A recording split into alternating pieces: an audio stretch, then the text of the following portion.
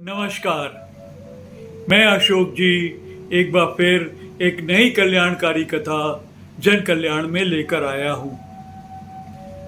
भक्तों, ये जीवन एक अधूरी कहानी है और हम बार बार जन्म क्यों लेते हैं? इस अधूरी कहानी को पूरा करने के लिए। लेकिन हर जन्म में उस कहानी में 2-3 नए अध्याय जोड़ देते हैं, फिर उन्हें पूरा करने में लग जाते हैं और इस तरीके से ये अधूरी कहानी पूरी होती नहीं और हम बार बार जन्म लेते रहते हैं। हिंदू धर्म कहता है कि 72 लाख योनियों के बाद मनुष्य जन्म मिलता है। भाई, मैंने तो गिनती नहीं की कि 72 लाख है, कम है, ज़्यादा है, लेकिन ये तो है, सुना भी है, पढ़ा भी है कि बहुत अच्छे कर्म करने के बाद इंसान को कई सालों के बाद, हजारों सैकड़ों सालों के बाद मनुष्य जन्म मिलता है और मनुष्य जन्म सर्वश्रेष्ठ होता है। मनुष्य को मन, बुद्धि, विवेक, सोचने की ताकत, कोई कर्म करे या ना करे ये फैसला करने का अधिकार, बोलने की शक्ति, सुनने की शक्ति, हर ताकत मिलती है। हर जीव जंतु को ये ताकत नहीं मिलती है। इसलिए गुरु कहता है कि मेरी शरण में आकर निष्काम भाव से अकर्ता बन के कर्म करो और ज्ञान से अपने पुराने संचित कर्मों का फल काटो, नए कर्म नहीं बनाओ, तो इसी जन्म में मोक्ष को प्राप्त कर सकते हो और अधूरी कहानी को हमेशा के लिए पूरी कर सकते हो। लेकिन उसके लिए पुरुषार्थ करना पड़ेगा, तप करना पड़ेगा, बहुत मेहनत करनी पड़ेगी। एक बड़ी रोचक कथा सुनाऊंगा। एक बच्चा अपनी दादी के साथ रहता है। दादी काम करती है, खाना बनाती है और पोते को प्यार से खिलाती है। खाना खाने से पहले दादी हमेशा पोते से कहलाती है, या खुदा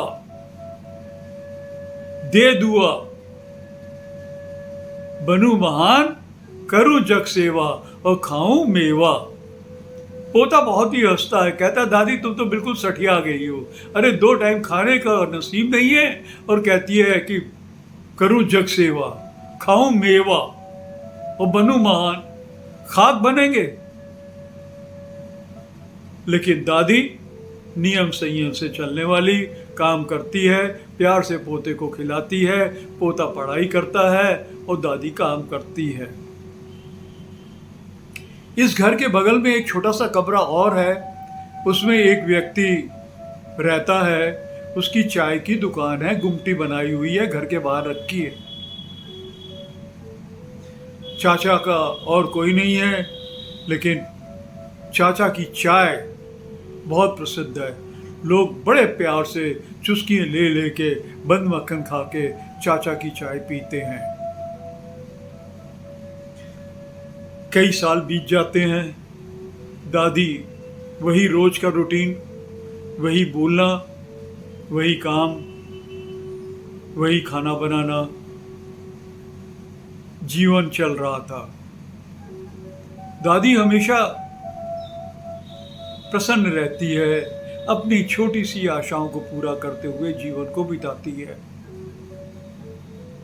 अचानक उम्र बढ़ने की वजह से दादी बीमार पड़ जाती हैं। काम नहीं कर सकती, खाना नहीं बना सकती। बेटा परेशान चाचा के पास जाता है, कहता है कि चाचा कि दिन में मैं पढ़ाई कर लिया करूँगा, रात को शाम को आके तुम्हें मदद कर दूंगा, तुम्हारा खाना बना दूंगा, चाय बना दिया करूँगा, तुम्हारे कस्टमर को सर्व कर दूंगा, मेरा जीवन भी चल जाएगा। चाचा अपनी मदद में उस लड़के को रख लेता है। बच्चा चाचा की सेवा करता है, खाना बनाता है।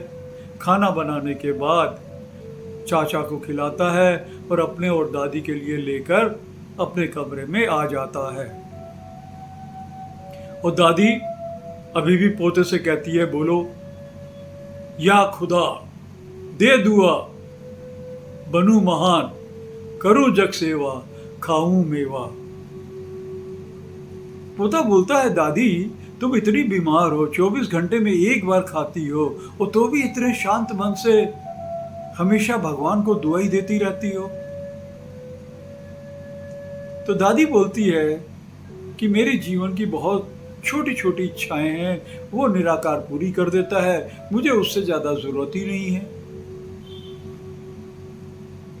पोता पूछता है कि हमारा कोई रिश्तेदार नहीं है? दादी बताती है, नहीं, तुम्हारे 3 चाचा भी हैं, 2 बुआ भी हैं, बहुत खुशहाल हैं, बहुत खाते पीते घर के हैं, उनका अपना घर है, कार है, बड़े मजे में रहते हैं। तो पोता बोलता है कि दादी तुम्हारी इच्छा नहीं होती कि जिस तरीके से वो अच्छे घर में रहते हैं, खाते पीते हैं, उस तरीके से हमारे पास भी पैसे हों, हम भी वैसा ही रहें? उनसे ईर्ष्या नहीं होती कि वो तुम्हारी मदद क्यों नहीं करते हैं? दादी कहती है कि मेरा जो प्रारब्ध है वो मुझे निराकार दे देता है और उससे ज्यादा मुझे जरूरत ही नहीं है। मैं किसी इंसान से भीख मांगूंगी?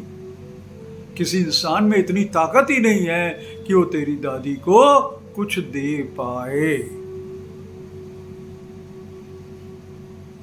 वक्त बीतता है, बेटा पढ़ाई भी करता है, काम भी करता है, जीवन चल रहा है।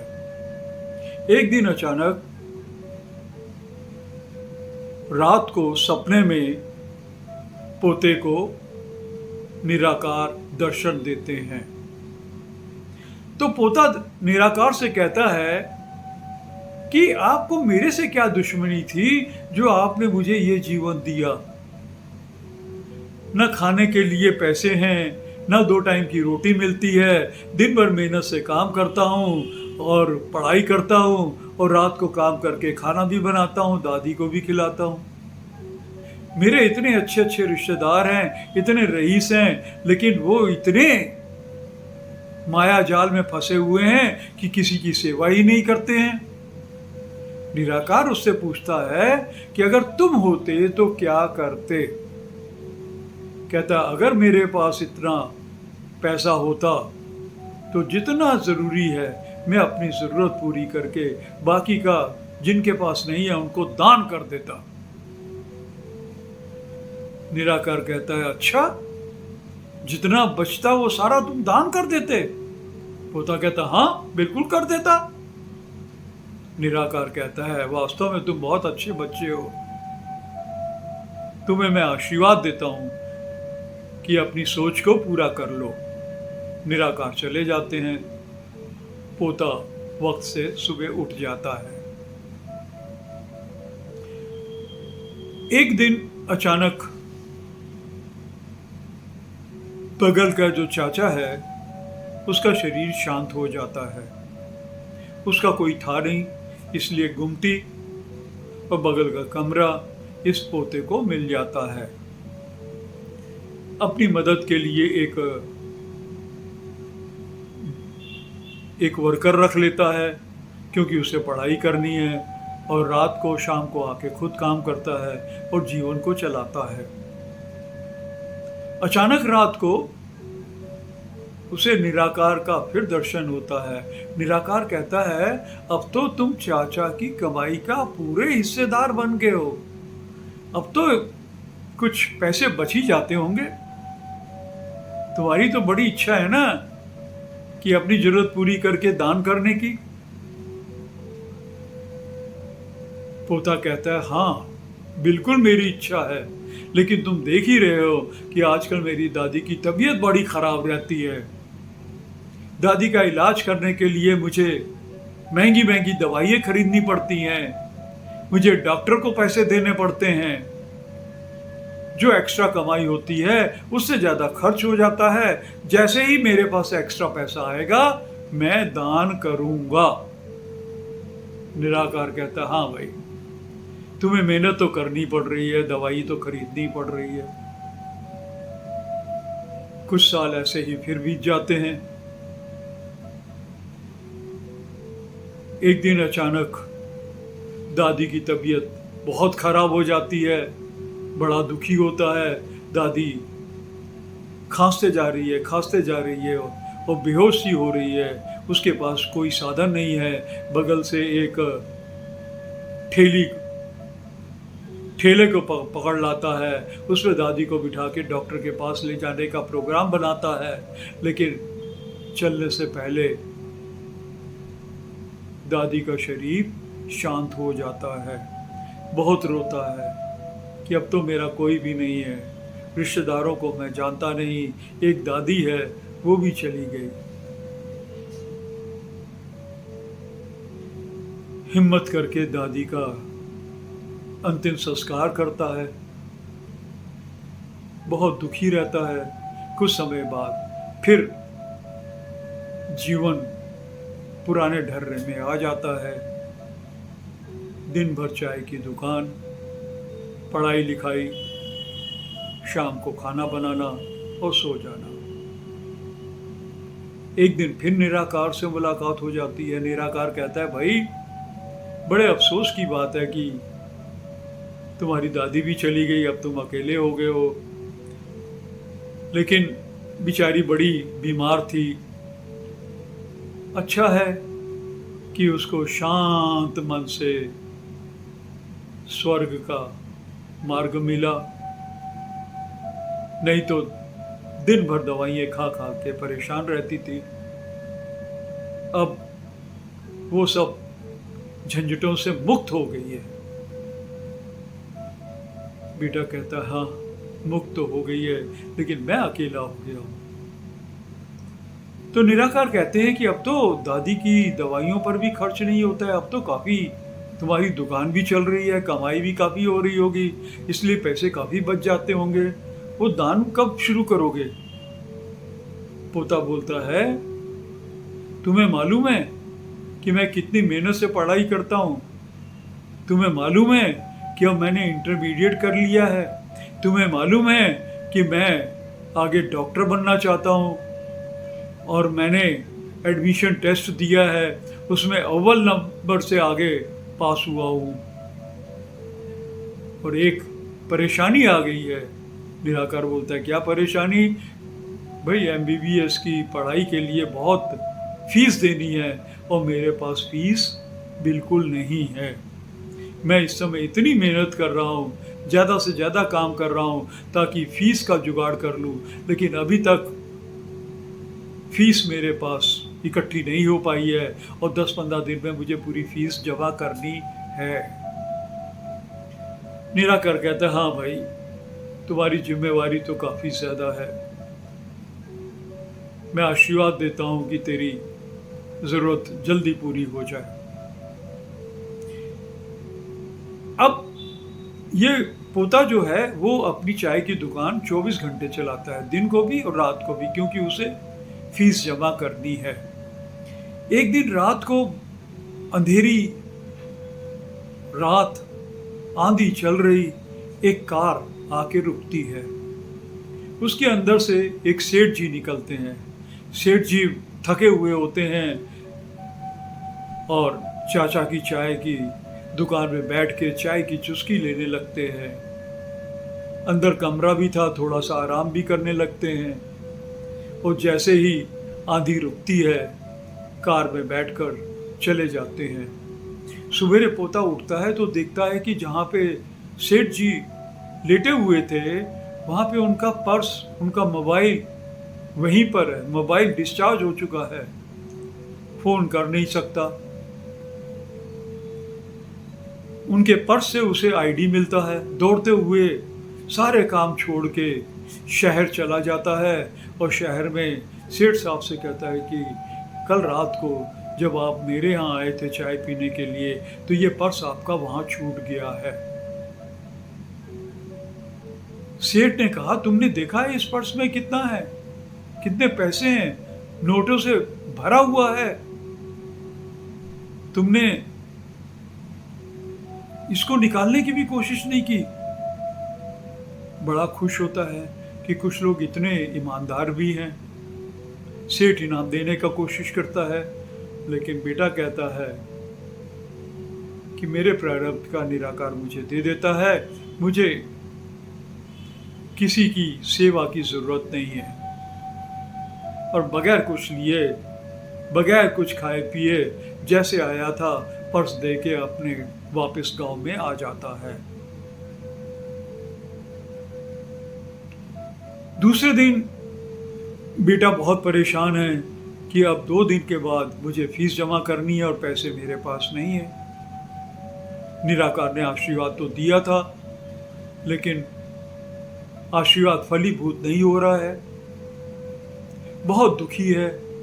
तभी अचानक वो सेठ जी अपनी पत्नी के साथ उसी कार में बैठकर इसके पास आते हैं और कहते हैं कि बेटा, मैं तुम्हारी ईमानदारी से बहुत खुश हूँ। मेरी एक बेटी है, उसने क्लास 10th में एग्ज़ाम दिया हुआ है, पढ़ाई करती है। बेटा मेरा कोई नहीं है। अगर तुम मेरे साथ आके रहने लगोगे तो मैं तुम्हें पढ़ने लिखने के सारे खर्च भी दूंगा और तुम अपने जीवन को सुधार सकते हो, अपने आप को एक अच्छा डॉक्टर बना के समाज की सेवा कर सकते हो। बेटे ने भी सोचा कि अब इस गांव में मेरे लिए क्या है, एक छोटा सा कमरा ही है और चाय की दुकान है, चलिए सेठ के साथ चलते हैं। वो सेठ जी के साथ चल देता है। एक बहुत बड़ा घर, सेठ जी खाने पीने की कोई कमी नहीं, पढ़ने के लिए भी कार में जा रहे हैं, ठाठी ठाठ। उनकी बेटी जो क्लास 10th में पढ़ती है उसको दिल लगा के पढ़ाता है, अपनी पढ़ाई करता है, दिल लगा के उस बेटी को पढ़ाता है और अपनी पढ़ाई भी करता है। वक्त बीत जाता है। अचानक एक दिन निराकार फिर दर्शन देते हैं। कहते हैं अब तो भाई बड़े रईस हो गए हो, अब तो तुम्हारे सेठ जी तुम्हें खर्चे के लिए पैसे भी देते हैं, अब तो तेरे पास काफी एक्स्ट्रा पैसा बच भी जाता है, दान। कहता है क्या ये मेरा पैसा है? ये सेठ जी का है, मैं अपनी कमाई से दान करूंगा, दूसरों के पैसे से दान नहीं करते हैं। निराकार कहते हैं हाँ भाई, दूसरे के पैसे से दान तो नहीं करना चाहिए, जब तुम्हारा अपना पैसा होगा तब दान करोगे। धीरे धीरे पढ़ाई करते हुए उसकी MBBS पूरी हो जाती है, डॉक्टर बन जाता है, कंपटीशन में बैठता है, MD की पढ़ाई के लिए उसे एडमिशन मिल जाता है। और इसी दौरान सेठ जी की बेटी भी MBBS की पढ़ाई में आ जाती है, पढ़ाई करने लगती है और दोनों खूब मेहनत से पढ़ाई करते हैं। MD की पढ़ाई के समय इसे सरकार की तरफ से भुगतान भी मिलता है और जिस दिन उसे तनख्वाह मिलती है, रात को निराकार के दर्शन होते हैं। निराकार कहते हैं भाई आज तो तुम्हें तनख्वाह मिल गई, अब तो ये तेरा एक्स्ट्रा ही एक्स्ट्रा है, खर्चे की तो तेरे को फिक्र नहीं है, अब तो तू दान करेगा।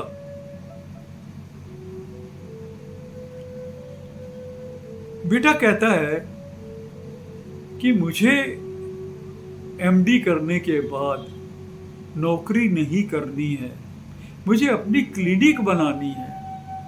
कब तक मैं नौकरी करूंगा? क्लिनिक के लिए पैसे इकट्ठा कर रहा हूं और ताकि क्लिनिक बन जाए और फिर मैं मरीजों की सेवा करूं और अच्छे तरीके से खुद भी रहूं और अच्छी तरीके से सेवा भी करूं। निराकार ने कहा हाँ भाई ये तो अच्छी बात है, अच्छी तरीके से तू भी रहेगा और अच्छी तरीके से सेवा करेगा। बेटी भी MBBS कर लेती है, बेटी को भी MD में एडमिशन मिल जाता है, बेटे का MD पूरा हो जाता है और एक अच्छी नौकरी भी मिल जाती है। फिर बेटी की भी MD हो जाती है, उसको भी जॉब मिल जाती है। सेठ जी अचानक एक दिन आते हैं और बोलते हैं कि मैंने जीवन में सब कुछ पा लिया, मेरी कुछ भी पाने की ख्वाहिश नहीं है, इसलिए हम दोनों ने फैसला किया है कि हम पति पत्नी एक तीर्थ स्थान में जाकर शांति से अपने बाकी का जीवन व्यतीत करेंगे।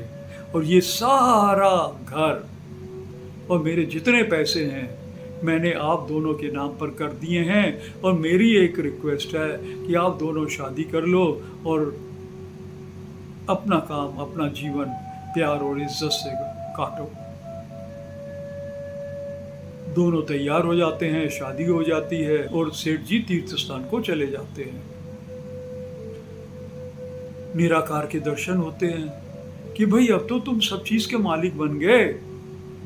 बहुत बड़ा हॉस्पिटल बनने के लिए सेठ जी के बहुत सारे पैसे भी हैं, घर भी है, और दोनों डॉक्टर हो, शादी भी हो गई है। अब तो तुम काफी दान कर सकते हो।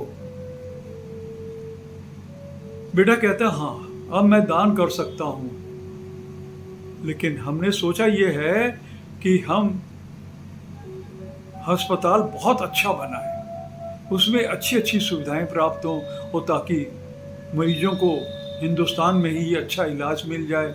इसलिए मैंने बैंक से बहुत लंबा चौड़ा लोन ले लिया है, और लोन लेने के बाद भी मेरा हॉस्पिटल की जो रिक्वायरमेंट है वो पूरी नहीं हो रही है। बस हॉस्पिटल की रिक्वायरमेंट पूरी हो जाए, हॉस्पिटल बन जाए, फिर देखो मैं कितनी सेवा करता हूं। निराकार कहता है हाँ भाई, एक अच्छा हॉस्पिटल, फिर अच्छी सेवा कर पाओगे। अब इतना लोन लेने के बाद भी उसका हॉस्पिटल पूरा बन नहीं पाता है और खर्चे बढ़ जाते हैं। फिर ये क्या करता है कि अपने आप को एक अच्छा डॉक्टर होने की वजह से कहता है मैं खाली 2 घंटे सुबह काम करूंगा, 2 घंटे शाम को, और इस टाइम से बाहर कोई आएगा तो कंसल्टेशन फीस जो मैं 2000 लेता हूं वो 4000 लूंगा, ताकि जल्दी से जल्दी ज्यादा से ज्यादा पैसा कमा सकूं और अच्छा हॉस्पिटल बना पाऊं। एक दिन अचानक एक टैक्सी ड्राइवर अपने एक बेटे के साथ सवेरे 6 बजे आता है, घंटी पे घंटी बजाता है। डॉक्टर बहुत परेशान होकर उठ के आता है, क्या बात है भाई, सुबह से परेशान कर लिया। कहता है भाई डॉक्टर साहब, आज मेरे बेटे को आईएएस के एग्ज़ाम में रिटर्न एग्जामिनेशन हो चुका है, उसमें अव्वल नंबर आया है। मुझे 10 बजे की गाड़ी से इसका इंटरव्यू लेने के लिए दिल्ली जाना है, लेकिन इसका पेट बहुत खराब है, रात भर उल्टियाँ करता रहा है, रात भर वॉशरूम में जाता रहा है। प्लीज़ इसको शायद ड्रिप चढ़ानी पड़ेगी, चढ़ा दीजिए ताकि हम लोग 10 बजे तक ट्रेन पकड़ के दिल्ली जा सकें। डॉक्टर ने कहता है ठीक है मैं करता हूँ, 4000 मेरी कंसल्टेशन, 6000 ड्रिप का कॉस्ट, 10,000 रुपये जमा कर दो, अभी तुरंत तुम्हारे बेटे को ठीक कर देता हूँ। टैक्सी ड्राइवर रोने लगता है, कहता है डॉक्टर साहब बड़ी मुश्किल से इसके खर्चे के लिए मैं 6000 रुपये इकट्ठा करके आया हूँ, 6000 ले लीजिए, इसका इंटरव्यू हो जाने दीजिए, फिर आके मैं और मेहनत करके बाकी के 4000 आपको दे दूंगा। डॉक्टर कहता है कि ये कोई दान खाता यहाँ नहीं खुला हुआ है, मुझे मेहनत करनी पड़ेगी और टाइम में तुम्हारी सेवा करनी पड़ेगी, 10,000 लाइए। अभी ये बात ही कर रहा होता है कि लड़का मूर्छित होकर गिर जाता है, और डॉक्टर सेवा भाव में एक ऑटो बुलाता है, उसे बिठा के एक सरकारी अस्पताल में उनको भेज देता है। दूसरे दिन इस डॉक्टर का पड़ोसी आता है और अखबार हाथ में लेके आता है और कहता है कि देखो ये क्या खबर छपी है, आईएएस में टॉपर, इंटरव्यू की तैयारी, विधि का विधान, रात को स्वर्गलोक को पधार गया। डॉक्टर कहते हैं हाँ भाई ये कल मुझे मिला था, बड़ा अफसोस हुआ, बड़ा होनहार बच्चा था, मैंने तो इसको अपने खर्चे से ऑटो पे बिठाकर अस्पताल भेज दिया था, लेकिन शायद इसका वक्त खत्म हो गया था, इसलिए ये भगवान को प्यारा हो गया। हाँ, पड़ोसी भी कहता है इसका वक्त पूरा हो गया होगा। खैर, डॉक्टर का अस्पताल भी बन जाता है, खूब चलता भी है। निराकार कहता है भाई अब तो तुम दान कर सकते हो, बहुत कमाई है तुम्हारे पास। डॉक्टर कहता है कि बस एक ख्वाहिश है कि मैं जब भी जाता हूँ ना, एक पुरानी खटारा कार है, उसमें लोग कहते हैं कि लीजिए इतना बड़ा डॉक्टर और इतनी खटारा कार। मैंने दुनिया की सबसे अच्छी कार देख ली है, उसमें करीब 5-6 करोड़ रुपए लगेंगे, बस एक कार खरीद लूंगा, उसके बाद सिर्फ दान ही दान। निराकार कहते हैं हाँ भाई, इतना बड़ा डॉक्टर, कार तो अच्छी चाहिए चाहिए, उसके बाद दान ही दान। डॉक्टर मेहनत करके जो पैसे कमाता है उससे कार भी खरीद लेता है। एक दिन मियाँ बीवी दोनों लंबी यात्रा पे जाते हैं घूमने के लिए। वापसी में डॉक्टर साहब कार चला रहे हैं, कार जो है आउट ऑफ बैलेंस हो जाती है और एक पेड़ से टकरा जाती है, एक्सीडेंट हो जाता है। चारों तरफ अंधकार और ठां की आवाज आती है और सब शांत। कई दिनों के बाद डॉक्टर देखता है कि वो अपने ही अस्पताल में एक बेड पर लेटा हुआ है। एक डॉक्टर उसकी सेवा कर रहा है। वो डॉक्टर कहता है कि डॉक्टर साहब, आपकी पत्नी ने ही मुझे डॉक्टर की पढ़ाई के लिए पैसे दिए थे, मेरे रोजाना के खर्चे भी वही दिया करती थी, और जब मैंने देखा कि आपकी कार का एक्सीडेंट हो गया है तो मैं आपको उठा के ले आया था, लेकिन आपकी पत्नी ने दम उसी वक्त वहीं पर छोड़ दिया, और आपको किसी तरीके से मैं इस हॉस्पिटल में लेके आया हूँ और यहाँ आपका इलाज कर रहा हूँ। वो देखता है, अरे मेरा इलाज। हाथ उसके पैर पे पड़ते हैं, दोनों पैर गायब। कहता मेरे पैरों को क्या हुआ? डॉक्टर बतलाता है कि पैर जो हैं काफ़ी दब गए थे, इसलिए हमें दोनों पैर काटने पड़े हैं। अब आप बिल्कुल स्वस्थ हैं, लेकिन व्हील चेयर पे, और व्हील चेयर पे आर्टिफिशियल लिम्स लगा के आपको बाकी का जीवन काटना पड़ेगा। डॉक्टर बहुत परेशान, इतनी बड़ी कार, इतना बड़ा हॉस्पिटल, वाइफ भी चली गई और मैं अपंग, दोनों पैर गायब, बहुत दुखी। उसका काम करने का मन एकदम खत्म हो जाता है। मन हमेशा परेशान और दुखी रहता है। एक दिन वो फैसला करता है कि मैं ब्रह्म ज्ञानी गुरु के आश्रम में जाके उनसे मन को शांत करने का उपाय पूछूंगा। व्हील चेयर में चलता हुआ ब्रह्म ज्ञानी गुरु के आश्रम में आ जाता है। गुरु से कहता है कि भाई मैंने तो जीवन में हमेशा अच्छे काम किए, दादी का ख्याल रखा, मेहनत से पढ़ाई की, सेठ जी की भी सेवा की, उनकी बेटी से शादी भी की, उसको पढ़ाया भी, खुद भी बड़ी मेहनत से पढ़ा, हॉस्पिटल बनाया, लेकिन फिर भी भगवान ने मेरे साथ ऐसा क्यों किया कि मुझे अपंग बना दिया?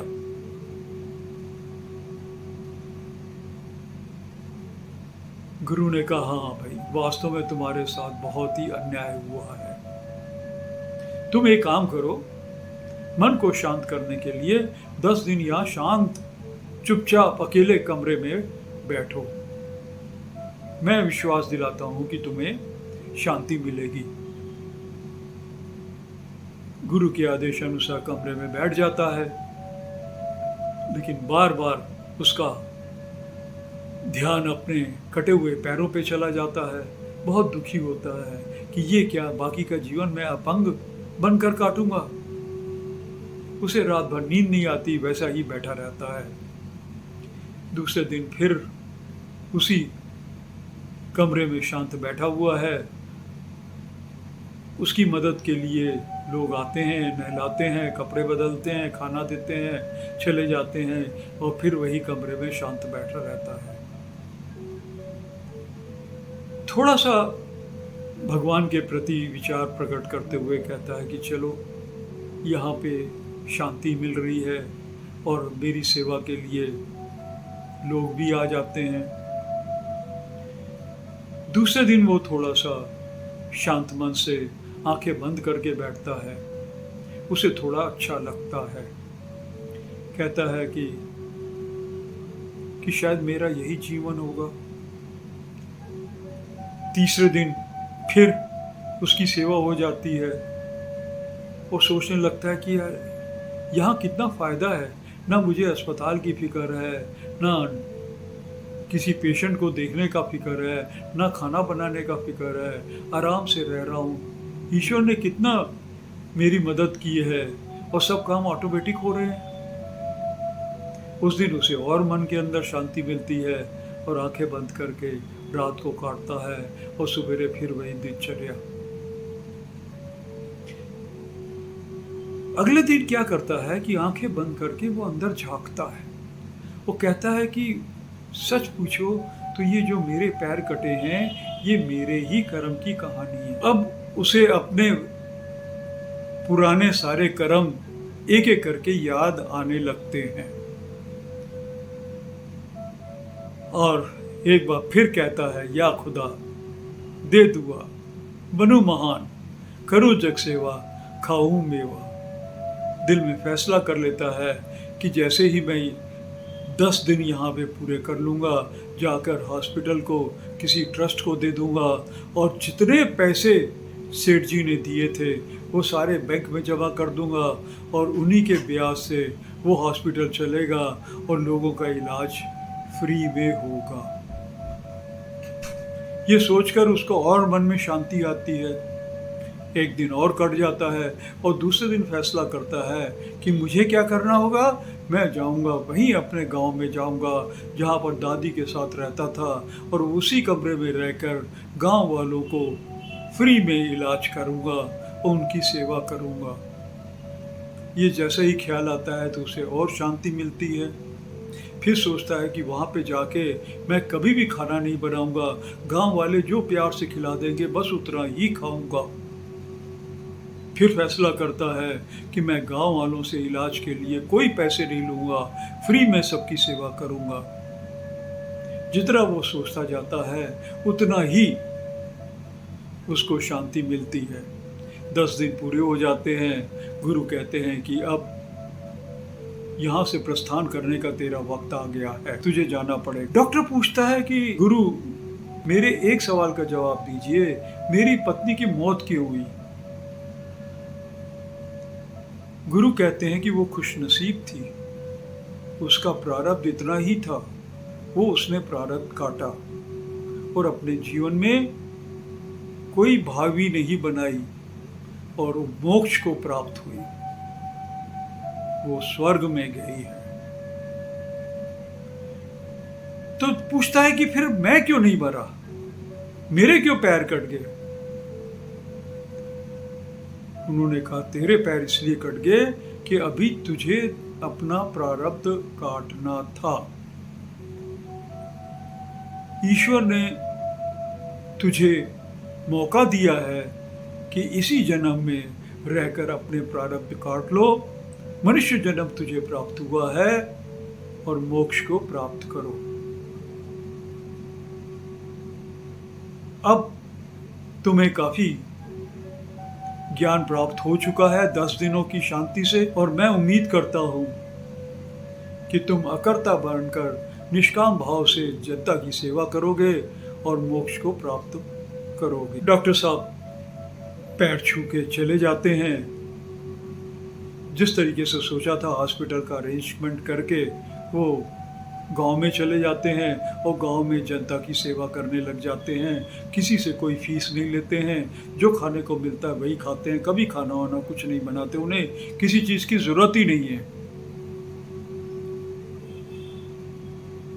अचानक गांव में महामारी फैल जाती है, हैजा।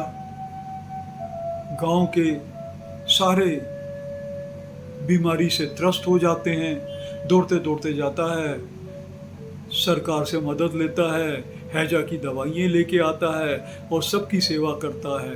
लेकिन 10 पेशेंट देखता है, 15 और आ जाते हैं, 15 की सेवा करता है, 20 आ जाते हैं। सारे पेशेंट्स का दिन रात इलाज करता रहता है और किसी से कोई पैसा नहीं लेता है। अब उसके पास सोने का भी फुर्सत नहीं थी। कुर्सी में बैठे बैठे ही आंखें बंद करके आराम करता है, तभी घंटी बजती है, मरीज आ जाते हैं, इलाज में लग जाता है, दिन रात लगा रहता है। 2 महीने के अथक परिश्रम के बाद एक दिन अखबार आता है कि इस गांव में हैजा से होने वाली मृत्यु 0। बड़ा खुश होता है और रात को फिर जब सोता है पलंग पे पहली बार, तो कहता है कि ईश्वर तूने मुझे ज्ञान दिया और इसी जन्म में मेरी कहानी को पूरा कर दिया, मुझे इसी जन्म में मोक्ष प्राप्त हो गया और मेरे सारे कुकर्म धुल गए। अब मैं शांत हूँ, अब मैं मस्त हूँ, अब मैं खुश हूँ, अब मैं मोक्ष को प्राप्त कर गया हूँ। इस तरीके से सोते सोते चिल्ला रहा है। गांव वाले बहुत सारे लोग आते हैं ये सोचकर कि आज हम कि डॉक्टर साहब ने हमारी सेवा की है, उन्हें शुक्रिया तो कर दें, और आकर देखते हैं कि डॉक्टर इस तरीके से चिल्ला रहा है। सोचते हैं अरे भाई ये क्या हो गया। डॉक्टर वहीं पलंग पे लेटा हुआ, अब मैं खुश हूँ, अब मैं मोक्ष को प्राप्त हो गया हूँ, अब मेरी छुट्टी, अब मेरी छुट्टी कहते हुए अचानक धड़ाम से आवाज आती है और डॉक्टर साहब के प्राण पखेरु उड़ जाते हैं।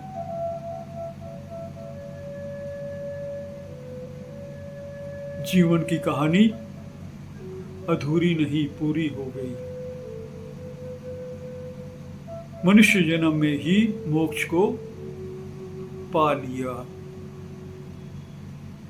भक्तों, मनुष्य जन्म बहुत ही अमूल्य है, इसका वेस्ट नहीं करिए और इसी जन्म में अपने संचित कर्मों को काटकर निष्काम भाव से अकर्ता बन के काम करते हुए मोक्ष को प्राप्त हों।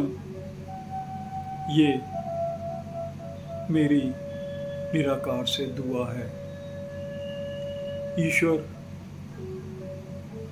आपके पुरुषार्थ को सफल करेगा और आपको मनुष्य जन्म का फल मिलेगा और अपनी अधूरी कहानी को यहाँ हमेशा के लिए पूरी कर लेंगे। द एंड, फाइनल, पूर्णता को प्राप्त करिए।